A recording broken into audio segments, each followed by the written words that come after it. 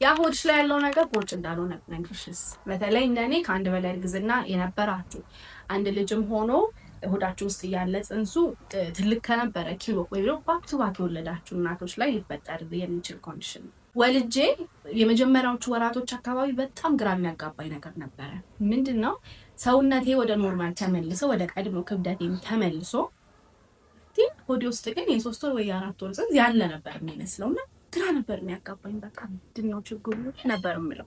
ጉግል ሳደርግ ዳያስቴሲስ ሬክታይ ካልተሳሳትኩ ስሙን የሚባል ኮንዲሽን እንዳለ አወቅኩ ማለት ነው። ምንድነው የሚሆነው ሰውነታችን ለጽንሱ ቦታ ለመስጠት ሲል የሆዳችንን ጡንቻዎች ያራቃቸዋል።